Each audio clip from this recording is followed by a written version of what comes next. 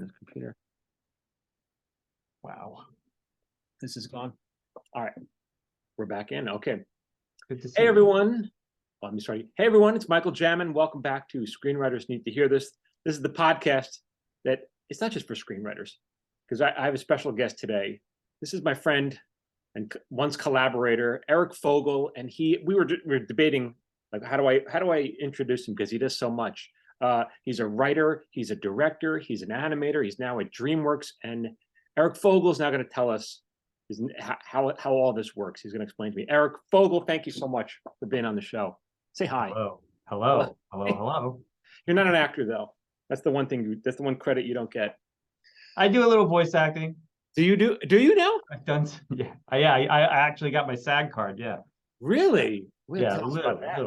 Little. So for everyone's listening, so Eric and I worked together years ago on a show called Glenn Martin DDS, which he co-created, and on that show he was he was one of he directed with me, directed the animation.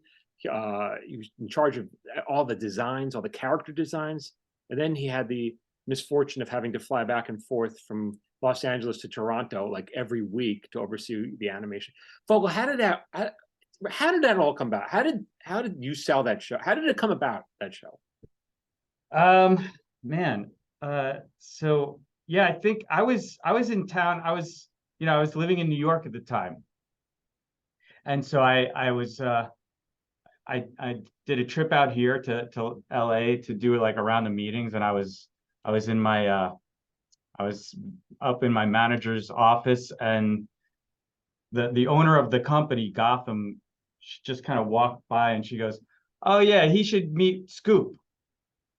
Right. And I'm like, "What the fuck is a scoop? Can I say is that all right?" You can say it. We're all thinking of it. Yeah. What's a scoop? Scoop.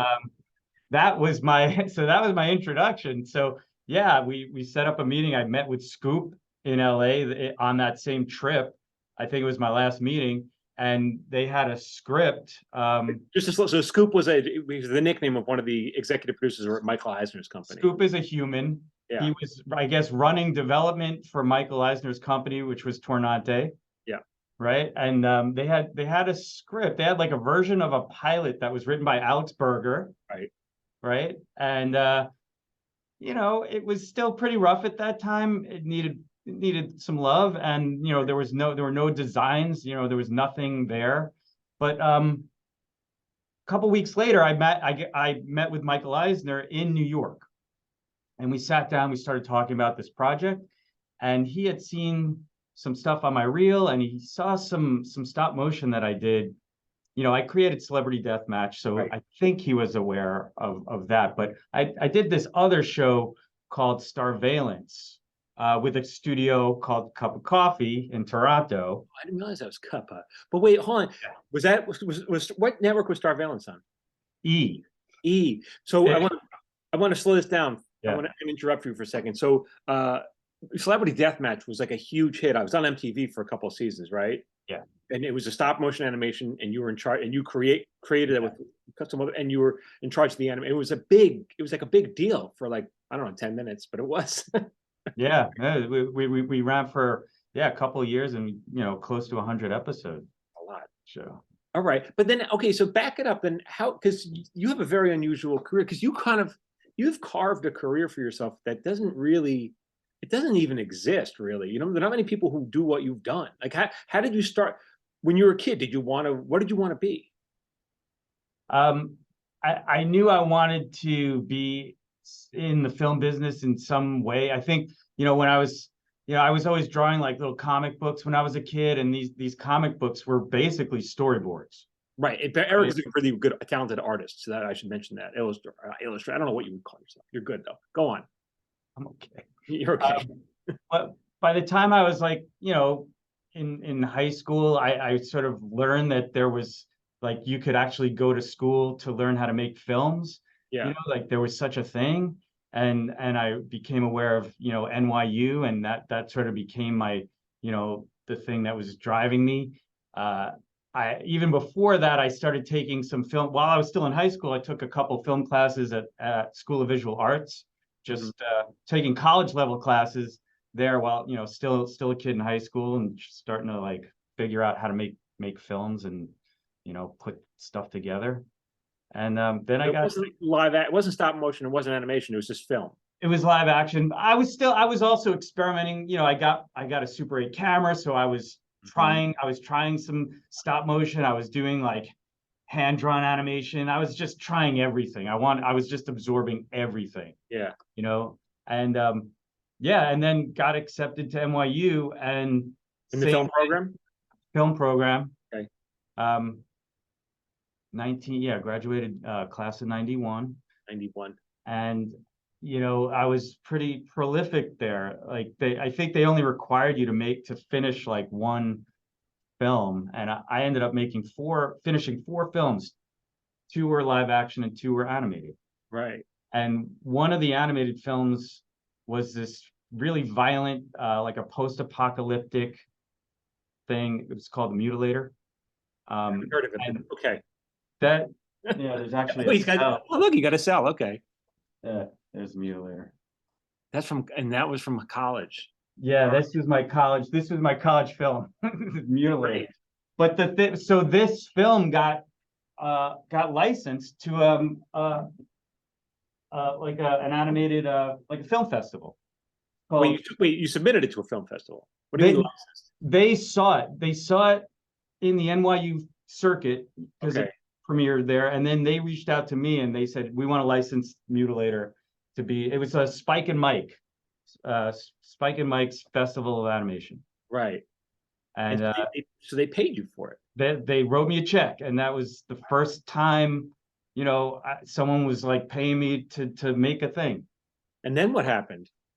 So I said, all right, that worked well. I want to keep doing that. So I just kept making like little short films, and I licensed a couple more to those guys, to the Spike and Mike Festival. And they would do this thing where they would option the film, but they would also give you like a little money to finish the film, which was pretty, you know, it's not a great deal, but it was at that time it was. These were like shorts, right? Yeah, just shorts. But you know, you could send them like a pencil test, and then they'd say like, here's a couple grand to finish it, and then they would like show it in their circuit. That is terrific. And then you got blurry for a second. Are you? I don't know what happened. You moved. Now you're okay. Are your eyes okay? Yeah, this camera's weird. I'm getting old, so it could be me. All right. Okay. Well, let's go on. So, all right. So then, but you're okay. You're selling some stuff. It's after college. You're not making a fortune. Yeah. But you also have like a day job. I was hired. So I started working in a small animation studio in New York. At that time, and I was learning, you know, just learning stuff. So one of the directors at that studio, he had a little problem, a substance abuse problem. I'm not going to mention any names, but he would spend a lot of time just sleeping it off, and I would be animating his shots, and that's how I learned a lot of stop motion. It was like a stop motion studio, and I learned a lot. So you're right. So this is before computer animation, really. You're just kind of you're drawing. You're basically cell by frame. Yeah, and just using like a big old Mitchell 35mm camera, just one frame at a time. And then so you did that for a little bit. Then what happened? So at the same time, I'm still making these little short films. Eventually, what was the point of making these short films, though? They're live action. To get a reel together, so to have like a sample of your stuff, right? So eventually, this reel ends up on the desk at the president of MTV Animation. How did it wind up there? I don't know. But this is a good point, like, because you're just putting your work out there, and it's good, so it's making the rounds, right? Yeah, it's making the rounds. I don't know if it's good, but people are. But if it wasn't good, they wouldn't pass it along. I mean, that's the truth. Yeah. Well, it was something, you know, at that time, MTV was, you know, animation was brand new, and they were looking, you know, they were just looking for weird shit. Yeah. You know, and they probably saw this this Spike and Mike festival, and you know, like liquid television was becoming a thing. Right. And so they were hungry for stuff, and you know, just weird stuff. Right. And you know, I had some weird stuff on my reel. Yeah, you did. Yeah. And so, okay, so then what happened? So MTV made me a deal to option this mutilator. Okay. And the plan was to have the mutilator character appear within the Beavis and Butthead show. And it would be like, it was going to be like this thing that they were going to watch on TV, and it was going to be this cool thing that they liked. Right. Kind of fit with their thing. Yeah. And then something tragic happened. There were some kids out west somewhere who burned their family's trailer down, and they said they learned how to, like, about fire from Beavis and Butthead. Oh, at least it wasn't a mutilator. No, but this created this whole wave, like this backlash, and all of a sudden MTV got scared, and they said, oh, you know, we have to be careful. And Mutilator was like violent, even though it was sci-fi, it was fantasy violence, it wasn't real, but they got cold feet. So I went to this meeting knowing that they were going to shit can Mutilator, and I had already set up like a little studio in my house on Long Island, and I was like in production on this thing. So I was nervous. Yeah. So I go to this meeting, and Mike Judge is actually there. Mike Judge, the creator of Beavis and Butthead, he's in this meeting, and they're like, Eric, you know, we can't go forward with Mutilator, but we like you. Do you have anything else? And I had this storyboard. I actually brought it to that meeting. And it was for this other thing that I had come up with about this guy with like a giant head and an alien that lived inside of this head. And it was like about the symbiotic relationship between a guy and an alien. And Mike Judge, I'll never forget this, that he was kind of like hanging back, and he was looking at my drawings, and he was just laughing. Yeah. And the other two MTV execs were like, oh, Mike likes it, we should buy this. And they did. And what show was that? That was called The Head. Right. And that was it was part of, like, it was called MTV's Oddities. Uh-huh. And I was like 24 or 25, and that was the first show that I ran as a creator. But this speaks to, which is so important. It's like you were making this stuff because you were making it, and it wasn't like you weren't trying to sell that. You were just making. You have to have stuff to have. I had an idea. Right. And you worked on it. You didn't wait to get paid on it. You worked on it. Yeah. Right. And so you were right. And did you have a small staff on that show? Yeah, we had a full staff. And that was out of New York? We ran the show out of MTV Animation in Midtown Manhattan. Wow. We set up shop there. I wrote and show ran that show I had a writing partner at that time.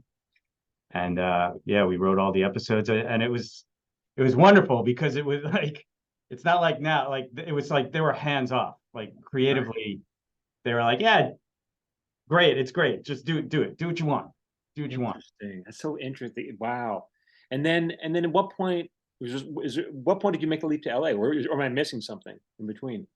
Yeah, so I stuck it out. So after The Head, I did Celebrity Deathmatch. Right, that was out of New York. And then, I continued working at small studios in New York. MTV Animation closed like shortly after 9/11. They shuttered, and business in New York kind of started to dry up after 9/11. There was never even a lot of business in New York, but I didn't even, but there was MTV, and then there were some small commercial studios there. And I continued working at some of those smaller studios, and all our family was there. So we were sort of resisting the big move to LA. And then finally in 2008, when Glenn Martin happened, we made the move. Right. With your whole family. Yes. And then you flew back to Toronto. That was the tragic part. If you had only stayed in New York, your flight would have been so much. I was like, honey, here's our house. Kids, there's your rooms. I gotta go. You guys figure it out. Enjoy the sunshine. My wife still, you know, she's still pissed at me. No. We love each other, but no, it was a tough move. We didn't know anybody here in LA. Right. You know, it was a big adjustment, and yeah, it was a bit of a shock. What does she think of it now? Is she happy you're here or no?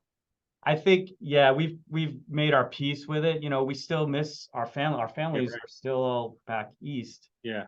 But we feel like it was a good thing for our family, you know, for our kids. Oh, you think so? You think they're Yeah. probably getting ready for college now, your kids?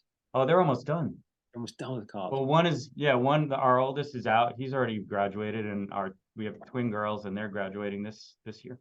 Oh God, we'll talk about that. We're wondering what that's going to what happened there. Okay, so then all right, we did Glenn Martin, and the thing about that is, so my partner and I we write these episodes. We come into your office and say, this is the crazy. Is that the craziest job you ever? No, probably not, because we would give you an assignment like what does this character look like in your head? Then you'd sketch a design, and then we'd maybe give you notes or not, and then you'd run off. Then you'd fly to Toronto, and they started animated this thing, and you had to oversee. Anytime there was a problem, we'd yell at you, and then you'd have to fix it. And then I go yell at them. And you yell at them, and there was always problems. It's always you know, because it's such a long process. It took 9 months to animate that show. That show, I mean, there will never be another show like that. Right? Why do you feel that way? It was, I mean, just the concept was super ambitious, right? Yeah. You got a family, you know, traveling from town to town every episode. Yeah. So every single episode, you have to build a brand new world for this family to play in. Yeah. Right? That's a huge amount to build, and you have to build it all from scratch. There was a lot we also did a lot of CGI on. Not a lot, some, you know. Not a lot. The mouths, and also sometimes the backgrounds, right? We would do some green screen. We do green screen, but a lot of those, I mean, most of those sets were physical models. I still have my dolls, just so you know. They're all here. Oh, hey, wait, I got. You have more. I remember when you had your dolls. I was like, how do I get my hand on some of Fogel's dolls? There. How do I steal your doll? Which one's that?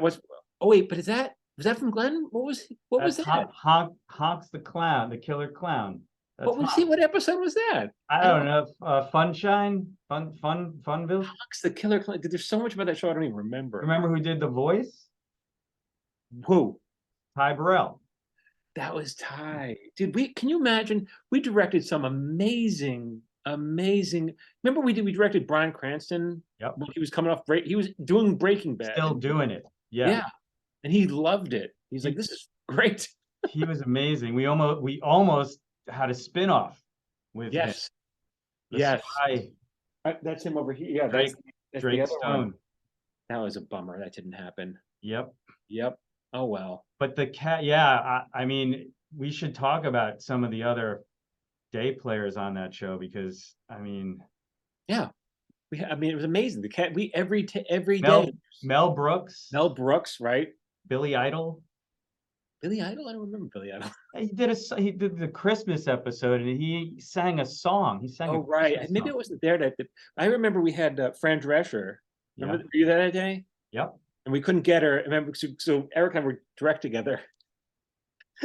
We'd whisper at each other, and it's not quite right. How did we get her to do, And then I remember we finally walked up to her because the character wasn't quite right. And I was like, listen, can you do the nanny? She's like, oh, sure. And then she started basically doing the nanny. You want the nanny? You want the nanny. You kind of got it. You don't want to ask. You don't really want to ask. You want to get them there. Yeah. I don't want to insult her, but she was a delight, Fran. She was so sweet. Allison Janney. She was great. Alexander. Yep. George Takei. God, Fergie. Yep. I mean, so MC Hammer. We had MC Hammer. Penn Jillette. I forgot. Jeez, what is? Oh my God! I mean, it was Gene Simmons. Gene Simmons. Yeah, remember that. That was a day. And then so then once Glenn Martin went down, what happened to you then? I don't know. What happened? So, it was that was a sort of a tricky time because I had to kind of reinvent myself. Right. I was here in town. We did that show. That show was it was an amazing experience, but nobody fucking saw it, Right. right? And no one understood what you did on it either, because you created, you kind of invented it. You were a necessary, incredibly important cog, but how do you describe, how do you describe it to people? Because I'm even asking you, well, you were one of the executive producers, but I'm almost like, well, what was your actual job? I mean, that was your job title, but it'd be hard for me to describe what you did because you did so much. Yeah, I mean, I guess on that show, I was more of a directing showrunner. Is that what you would call it? Yeah, because I feel like there are some categories, right, with like showrunners. So there are writing showrunners, which I Right. consider like you and Siebert were like the writing showrunners, and I was on that show more of the directing. Maybe actually, in King of the Hill, I think they would call it a supervising director. Is that what you were? Maybe. I mean, Because I you don't. supervise I all the guess directors, there's basically. different. Yeah, I guess there are different credits. Yeah, yeah, it was hard. It was a hard. There was so much for you to oversee. It was crazy. Yeah, and I mean, and I love that. Like that's for me, that's what I do. It's soup to nuts. Just Mhm. every piece of the production. I like to have a hand Right. in all of it. Just So how did you reinvent yourself? Like, what does that mean, really?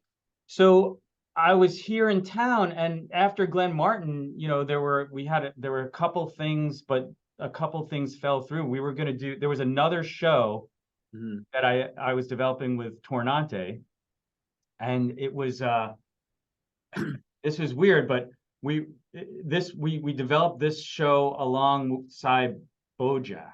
So Right. like Scoop was working on BoJack, and then we had this other project, and we actually sold this other project to a network.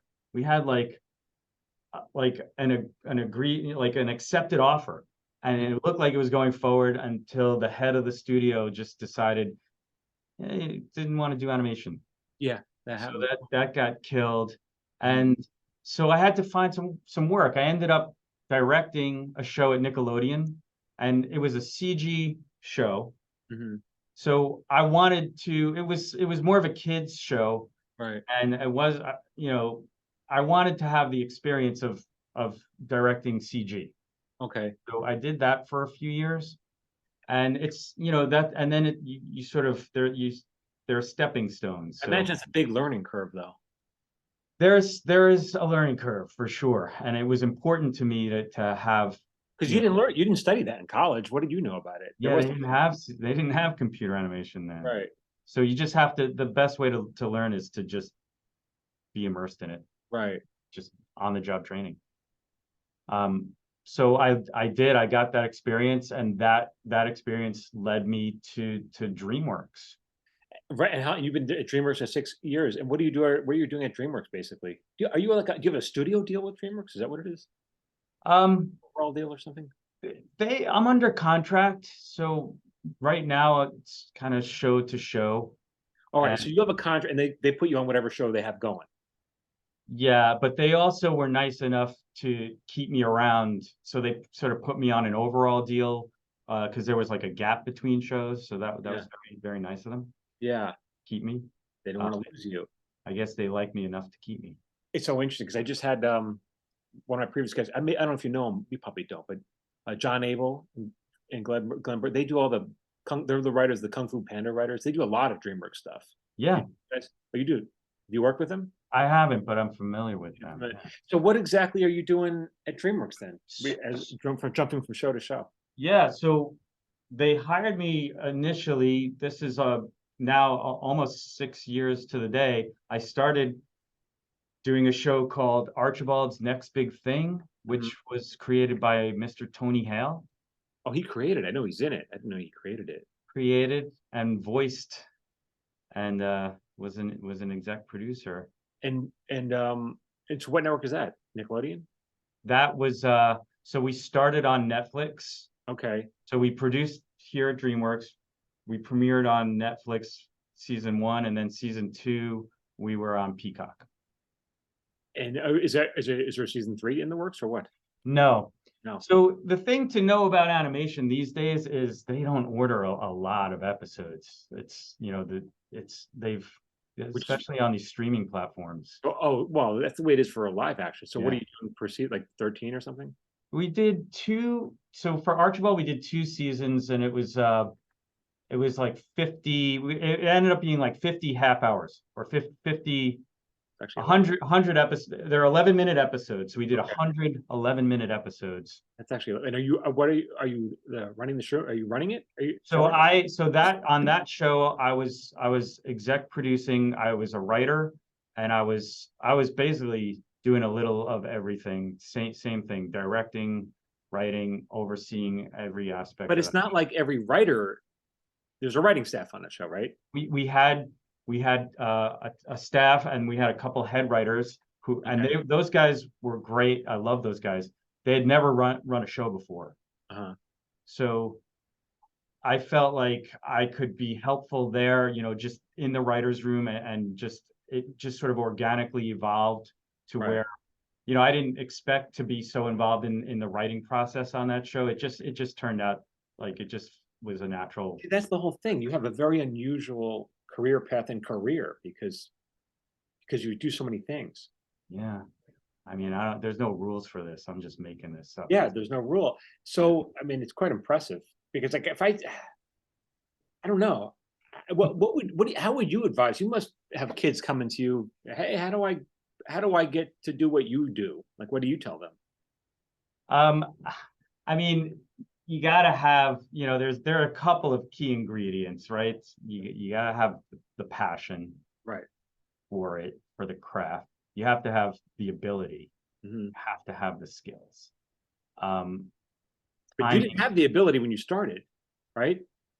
I had some You ability, had some ability. and I kind of, yeah, I mean, a lot of it is you have to immerse yourself, and you have to just make things, and you have to learn as you make things. You can't, you can watch YouTube videos all day long, but you gotta like just get in it.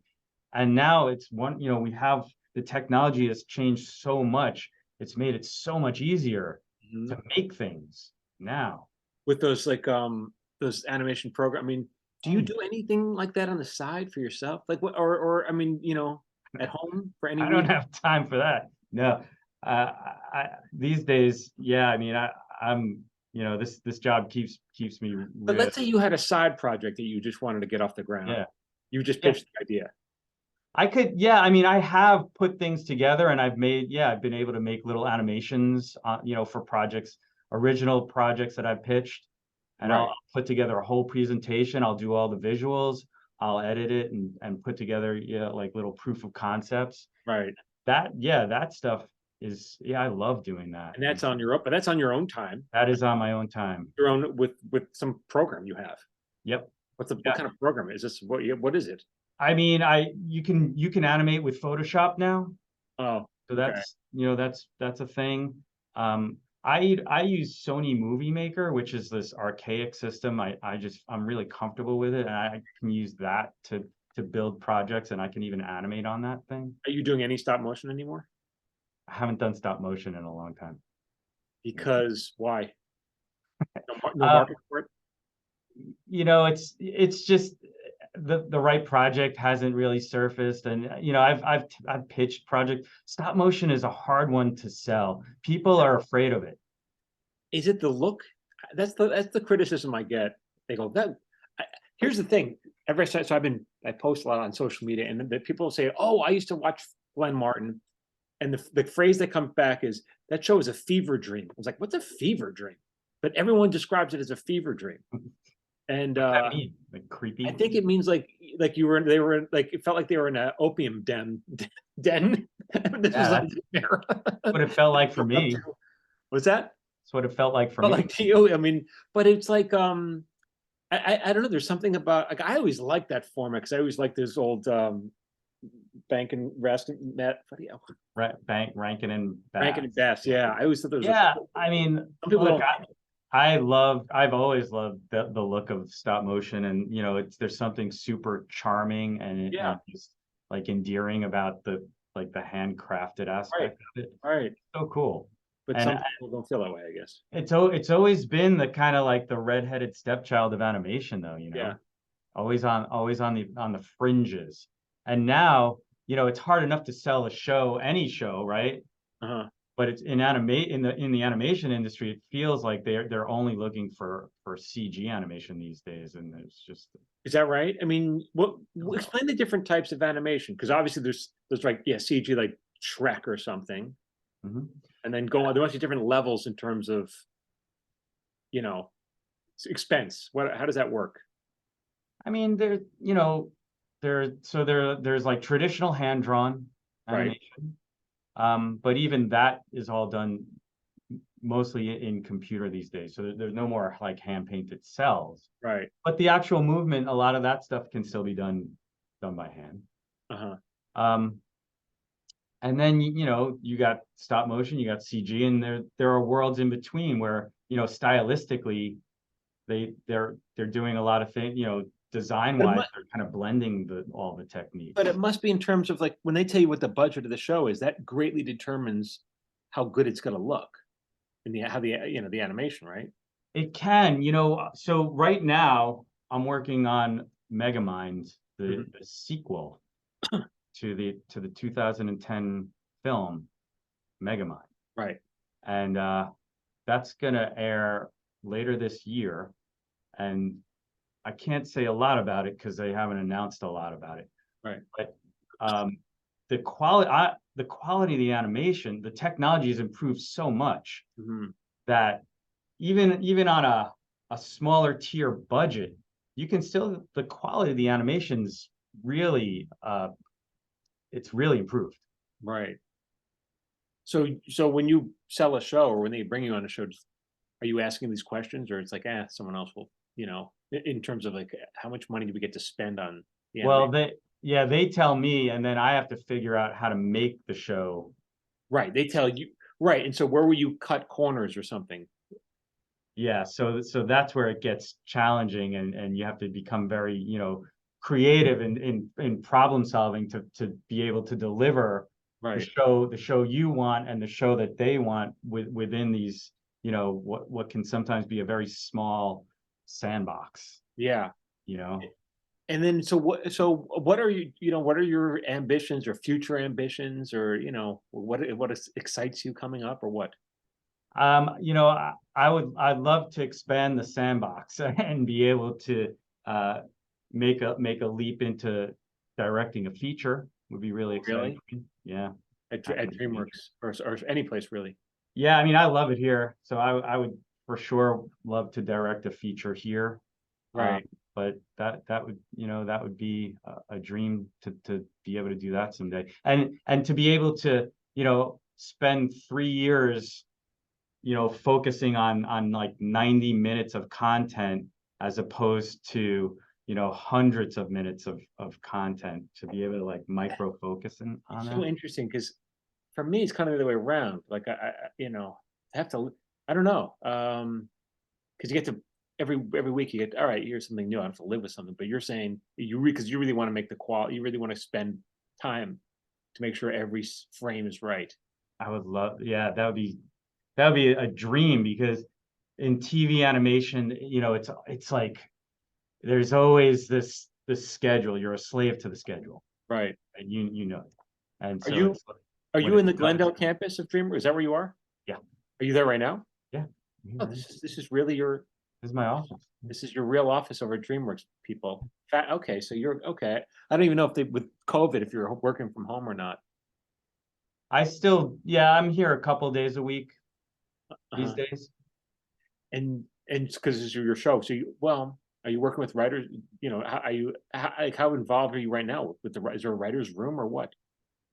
So the writing is wrapped on this show, but we were really fortunate because we got the two guys, Brent Simons and Alan Schoolcraft, who wrote the original Megamind, were brought in as EPs to basically help showrun and run the writers' room. So Right.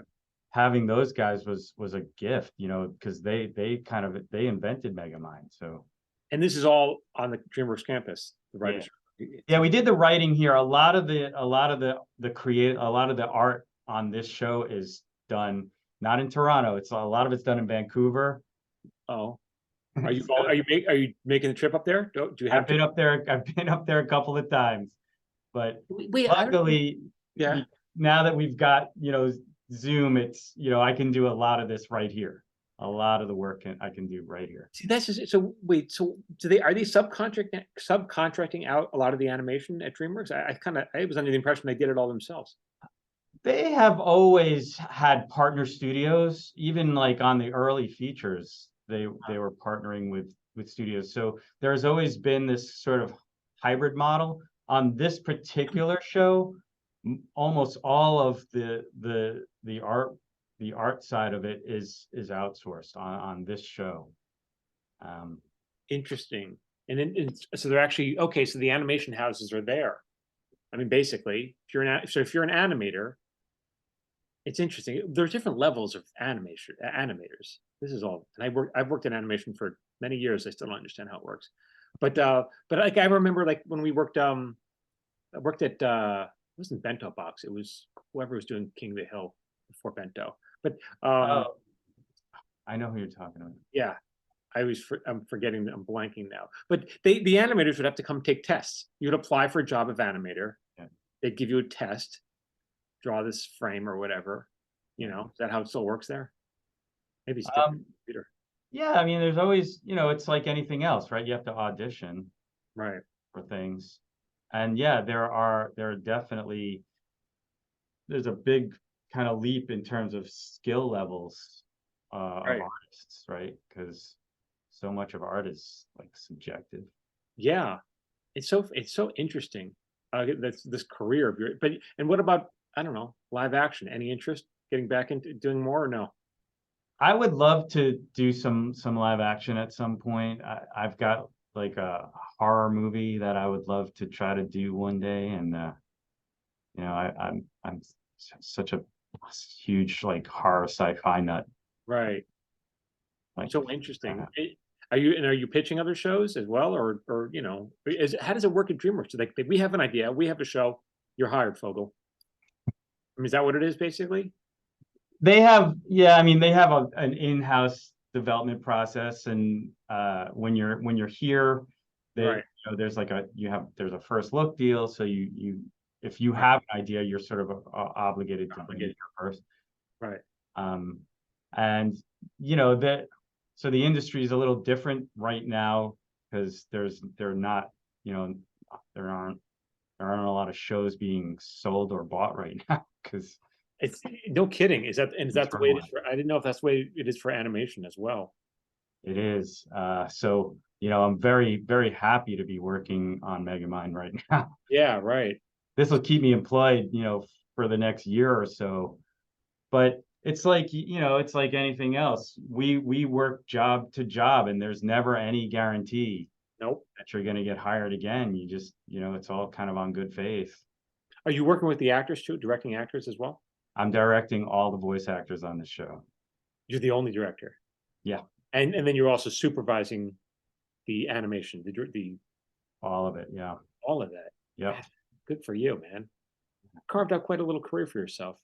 It's fun. Yeah. It's fun. Keeps me busy, but I do love it. I do. Do you have any other advice for anybody to, what's, trying to break in? I mean, make more. It's a long time ago, someone told me like the recipe for a successful whatever show, movie, whatever, you find that thing that you love, you put all your heart into that thing, and then you take what everyone else loves, and it's kind of like where these two things come together. That's kind of like your sweet spot, right? That's your hit, that's your success. And so you gotta like focus in on what that thing is and put everything you have into it.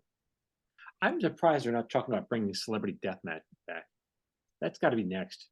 There have been a few conversations over the years, and there have been a couple of attempts to bring it back, and we did. Yeah, I mean, it's not dead, but did they reach out to you, or are you actively trying to sell that? I have, so I guess it's Viacom or MTV. They own the rights to the show, but we have an agreement to, if they want to bring it back, I'm attached to it. Right. And we've had some attempts, and for whatever, well, we did get close, and then yes, the studio that had made an offer, they went away. It went away. As these things do. I'll tell you offline more about it. It was like when we put the animation studio that made Glenn Martin, we put them out of business. They didn't stay in business long after that. And it's funny because I don't know if they at the time, I'm not sure if they realized what a unique opportunity that show was for them. What do you mean by that? Again, like these shows, how many stop motion series have there been? Right. They're few and far between. Right. That's another thing. They're one of the few people that actually could do it. And I don't even know what they were doing before. It's right. So when they went out of business, like there was like, what else are you going to do? They want people aren't lining up. Yeah. For stop motion shows. Right. There's only a handful. Yeah. Yeah. That's so, yeah. Anyway, is there any way, do you want to promote anything? Do you want people to follow you anywhere? Is there anything we can do to help you, to help grow your brand? The Eric Fogel Violent. You can find me. You can find me on Twitter. Deathmatch Guy, I think, is my Oh, really? Twitter handle. I'm verified there. What? Oh, but not on Instagram, just Twitter. I do a little Instagram. I'm not a huge social media person. Yeah, we'll get you there for some weird reason. Yeah, because we're the same age. Anyway, all right, dude. I want to thank you so much. You've exposed me. I've learned something about you and your craft. Yeah, because I even remember when we got hired. They said, "Yeah, we got this guy on Glen Martin. We have this guy Eric Fogel." I was like, "What does he do?" No one can explain it because you do everything. He's the guy. He's the glue, basically. That's what he is. It's the glue. Yeah, that's it. Yeah, I'm the glue. Yeah. All right, man. Thank you so much. Thank you so much for joining me. Excellent. That's it, everyone. More good stuff next week. Go check out what Eric Fogel's up to. And he's a great guy. Thank you again so much for doing this, man. Don't go anywhere. All right, everyone. Until next week. I'm gonna hit stop it and record.